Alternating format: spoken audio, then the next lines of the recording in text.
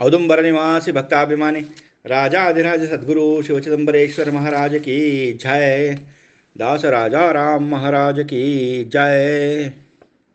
ಸಂತಶ್ರೇಷ್ಠ ರಾಜಾರಾಮಕೃತ ಮರಾಠಿ ಚಿದಂಬರ ಗಾಥಾದ ಸರಳಾನುವಾದ. ಅನುವಾದಕರು ಪರಮ ಪೂಜ್ಯ ಶಂಕರ ದೀಕ್ಷಿತ್ ಗುರು ಮಹಾರಾಜರು, ಕರ್ಕಿಹಳ್ಳಿ. ಅಧ್ಯಾಯ 58. ಶ್ರೀಧರ ಬಾಬಾ.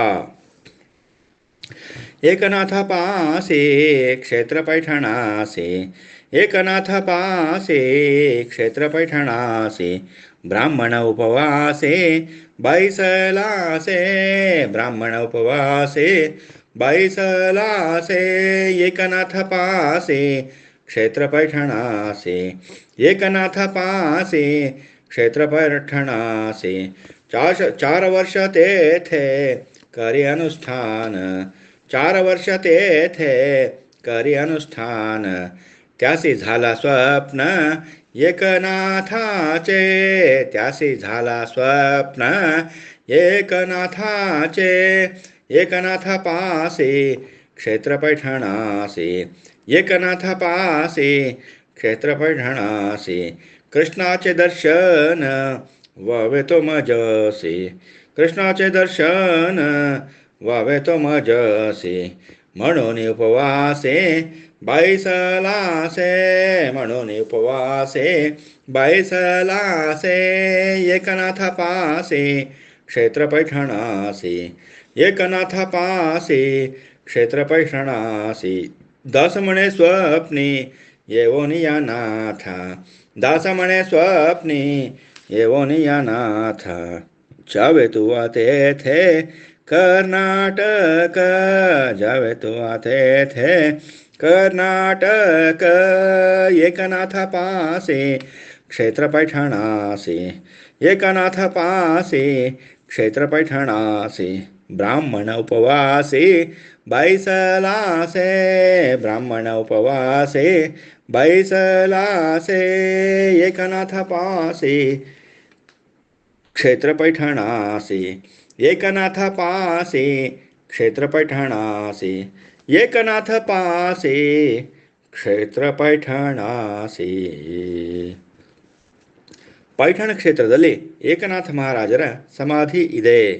ಒಬ್ಬ ಬ್ರಾಹ್ಮಣನು ಬಹುನಿಷ್ಠೆಯಿಂದ ಈ ಸಮಾಧಿಯ ಹತ್ತಿರ ಕುಳಿತು ಉಪವಾಸ ಮಾಡುತ್ತಾ ನಿಷ್ಠೆಯಿಂದ ಏಕನಾಥನನ್ನು ಕುರಿತು ಅನುಷ್ಠಾನ ಮಾಡುತ್ತಿದ್ದನು. ಅವನ ಅನುಷ್ಠಾನ ದಿನದಿಂದ ದಿನಕ್ಕೆ ಹೆಚ್ಚಾಗುತ್ತಾ ನಡೆಯಿತು, ಪರಿಪಕ್ವ ಆಯಿತು. ಒಂದು ದಿನ ಏಕನಾಥ ಸ್ವಾಮಿಗಳು ಸ್ವಪ್ನದಲ್ಲಿ ಬಂದು, ಬ್ರಾಹ್ಮಣನೇ, ನೀನು ಶ್ರೀಕೃಷ್ಣ ಪರಮಾತ್ಮನ ದರ್ಶನ ಮಾಡಿಕೊ, ಬಹು ಕಷ್ಟದಿಂದ ಅನುಷ್ಠಾನ ಮಾಡಿರುವೆ, ನಿನ್ನ ಅನುಷ್ಠಾನ ಬಹು ದೊಡ್ಡದು, ಅದಕ್ಕಾಗಿಯೇ ನಾನು ನಿನಗೆ ಈ ರೀತಿ ತಿಳಿಸಿರುವೆ. ಉಪವಾಸದಿಂದ ದೇಹವನ್ನು ಕೂಡ ಸವಿಸಿರುವೆ. ಈಗ ಕರ್ನಾಟಕದಲ್ಲಿ ಬ್ರಾಹ್ಮಣನಾಗಿ ಚಿದಂಬರನು ಪೂರ್ಣ ಬ್ರಹ್ಮನಾಗಿ ಅವತರಿಸಿರುವನು. ಚಿದಂಬರ ದೀಕ್ಷಿತರು ಮತ್ತು ಶ್ರೀಕೃಷ್ಣ ಇವರಲ್ಲಿ ಯಾವ ಭೇದವೂ ಇಲ್ಲ. ಆ ಕೃಷ್ಣನೆಂದರೆ ಚಿದಂಬರನು. ಅಲ್ಲಿಗೆ ಹೋಗಿ ಅವನ ಪ್ರತ್ಯಕ್ಷ ದರ್ಶನ ತೆಗೆದುಕೋ, ನಿನ್ನ ಮನೋಭಾವನೆಯನ್ನು ಪೂರ್ತಿಯಾಗುವುದು. ಇಲ್ಲಿಂದ ತೀವ್ರ ಹೊರಡು, ನೀನು ಇನ್ನು ಇಲ್ಲಿ ಇರಕೂಡದು, ಇದು ನನ್ನ ಆಜ್ಞೆ ಎಂದು ಆಜ್ಞಾಪಿಸಿದರು. ಆಗ ಬ್ರಾಹ್ಮಣನು, ಚಿದಂಬರನೇನೋದು ಬಡ ಬ್ರಾಹ್ಮಣನು, ಸಾಮಾನ್ಯನಂತೆ ಅವನು ಒಬ್ಬ ಮಾನವನಾಗಿ ಜನಿಸಿರುವನು, ನಮ್ಮ ದೇವನು ಹೀಗೇಕೆ ಹೇಳಿದನು ಎಂದು ವಿಚಾರ ಮಾಡಿದನು. ದರ್ಶನ ತೆಗೆದುಕೊಂಡರೆ ಏನು ಉಪಯೋಗ, ಸುಮ್ಮನೆ ಪ್ರಯಾಣದ ಶ್ರಮ, ಕರ್ನಾಟಕವೇನು ಇಲ್ಲಿಯೇ ಇದೆಯೇ, ಹೋಗುವುದು ಬೇಡ ಎಂದು ಇಲ್ಲಿಯೇ ಅನುಷ್ಠಾನ ಆರಂಭಿಸಿದನು. ಆಗ ಏಕನಾಥ ಸ್ವಾಮಿಗಳು ಅರ್ಚಕನ ಸ್ವಪ್ನದಲ್ಲಿ ಬಂದು, ಈ ಬ್ರಾಹ್ಮಣನನ್ನು ಹೊರಗೆ ಹಾಕು, ಅವನು ಇಲ್ಲಿ ಇರಕೂಡದು ಎಂದು ಆಜ್ಞಾಪಿಸಿದರು. ಮರುದಿನ ಬ್ರಾಹ್ಮಣನು ಅನುಷ್ಠಾನಕ್ಕೆ ಸಮಾಧಿಯ ಹತ್ತಿರ ಹೋಗಿ ಪ್ರಾರಂಭಿಸಲು, ಹೇ ವಿಪ್ರನೇ, ನಿನ್ನನ್ನು ಇಲ್ಲಿಂದ ಹೊರಗೆ ಹಾಕಲು ಸ್ವಾಮಿಯು ಆಜ್ಞಾಪಿಸಿರುವನು, ನೀನು ಹೊರಡಬೇಕು, ಇಲ್ಲವಾದರೆ ನಿನ್ನನ್ನು ಬಲಾತ್ಕಾರದಿಂದ ಹೊರಗೆ ಹಾಕಬೇಕಾಗುವುದು ಎಂದು ಹೇಳಿದನು. ಆಗ ಬ್ರಾಹ್ಮಣನು ಖಿನ್ನ ಮನಸ್ಕನಾಗಿ ಅಲ್ಲಿಂದ ಕರ್ನಾಟಕಕ್ಕೆ ಹೊರಟನು. ಸ್ವಾಮಿಯು ಆಗ ಕುಸುಗಲ್ಲದಲ್ಲಿ ವಾಸಿಸುತ್ತಿದ್ದರು. ಬ್ರಾಹ್ಮಣ ಪ್ರವಾಸ ಮಾಡುತ್ತಾ ಕುಸುಗಲ್ಲಿಗೆ ಬಂದು ತಲುಪಿದನು. ಸ್ವಾಮಿಯು ಎಲ್ಲಿರುವನೆಂದು ಮಹಾದ್ವಾರದ ಬಳಿಯಲ್ಲಿ ಕುಳಿತನು.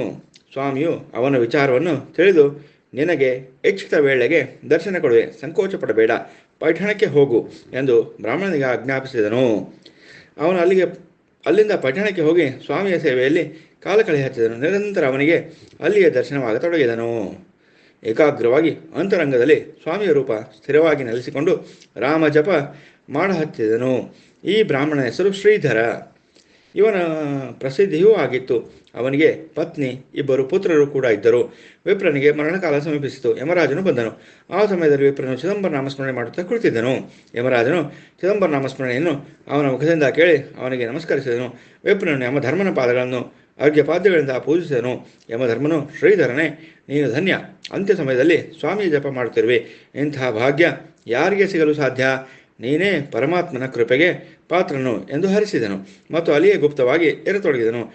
ಶ್ರೀಧರನು ತನ್ನ ಹೆಂಡತಿ ಮಕ್ಕಳನ್ನು ಹತ್ತಿರ ಕರೆದು ನನ್ನ ಅಂತ್ಯಕಾಲ ಸಮೀಪಿಸಿದೆ ಎಂದು ತಿಳಿಸಿದನು. ಎಲ್ಲರೂ ದುಃಖಿಸಹತ್ತಿದರು. ನೀವು ದುಃಖಿಸಬೇಡಿರಿ, ನನ್ನ ಧನಧಾನ್ಯವೆಲ್ಲವನ್ನು ಆಶೀರ್ವಾದಪೂರ್ವಕ ಕೊಡುವೆನು. ಕೊರತೆ ಎಂದೂ ಆಗದು.